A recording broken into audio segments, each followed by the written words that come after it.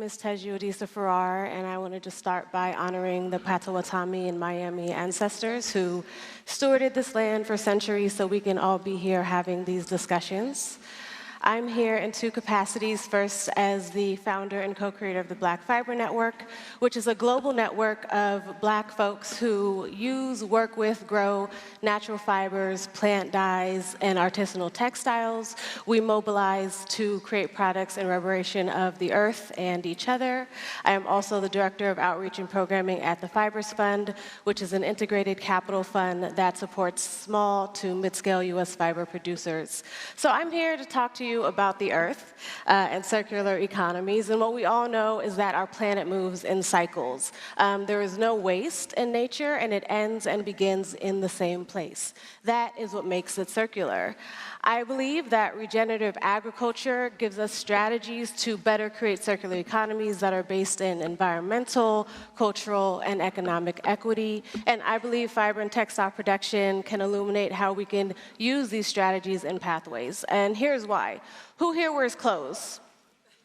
Napkins, wipes, tampons, carpet. Over 70% of the things we use on a daily basis have cotton in it, and over 80% of the things we use on a daily basis have fiber or textiles in it. And the economic foundation of this country was the cotton plant and plantation slavery. So the fiber and textile industry shows us a lot about our economy, about production and how that deals with land extraction, displacement, carbon emissions, environmental pollution. We have this whole sector of distribution, which talks about uneven access, labor exploitation, and then of course consumption, which we all do constantly on a daily basis, which creates geographies of waste, such as landfills, and in other countries like Haiti and Ghana, where our secondhand clothes hand up.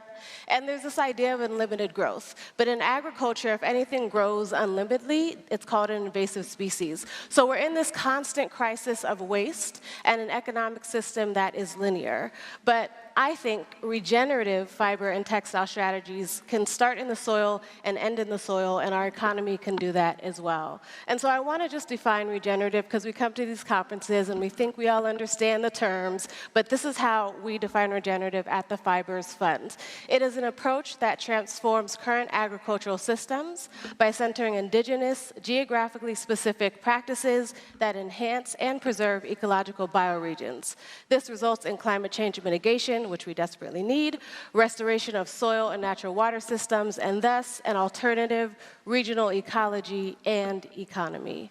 So there are some regenerative agriculture systems that help sort of preserve our ecosystems that I think we can use in circular economies. The first is to use as much of the raw material as possible, not only thinking about the production, but also the decomposition. Where does it start and where does it end, and can we improve its use? In terms of an economic model, that looks like retaining more value from the materials we use by reducing waste, if not eliminating waste, and thinking of ways we can use it in the primary use, a secondary use, a tertiary use, and on again until it can go back to the soil. A second strategy that is used in regenerative agriculture is having decentralized ecosystems. We know that biodiversity is not only natural to the planet, it is necessary in our planet. So having mycelial networks, other organisms, trees, and animals, and plants, and flowers all working together in decentralized networks, you create a more resilient agricultural system. And so in terms of the economy, what about supply networks rather than supply chains?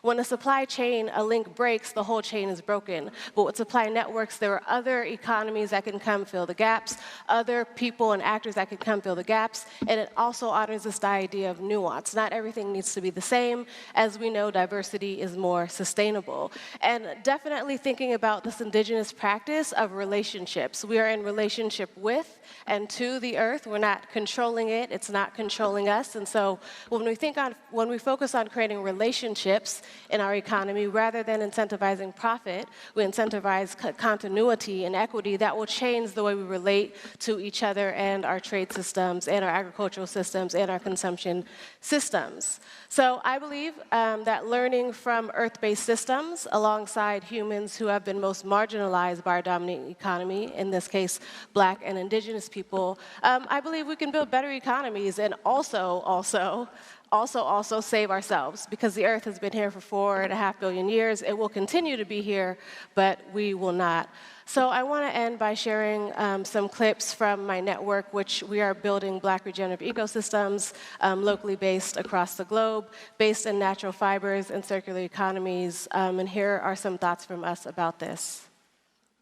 Right now, we're experiencing gaps in knowledge, gaps in access to resources, and gaps in connections with each other across fiber supply networks. For Black folks to be able to have agency and access and be able to create within our mind's eye, we need to be able to connect with each other. And the first step of that is knowing what's out there.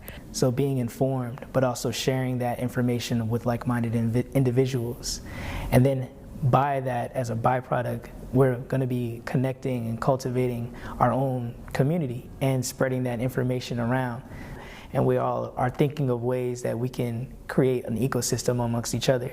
I grew up with my grandmother and her grandmother making quilts, crocheting, making rugs out of scraps, reusing, and it was part of our legacy. It's part of the ancestry of being from the diaspora, of being descendants of indigenous Africans who made textiles and grew fibers from their environment. There's always been hardworking Black people on this land doing this work, and what I love about this particular network is that it is honoring that and seeking to make space for us to build together and to get the reparations that are needed, that are deserved. So fiber and textiles are everywhere in our economy from the beginning of our economy, and if we're going to survive on this planet together in an equitable way, I believe there's pathways there to build better economies. So if anything I said is interesting to you, feel free to connect with me across the internet or connect with me while we're here. And I would just also like to say any economy invested in the genocide of children or families in Palestine or elsewhere can never be circular. Thank you.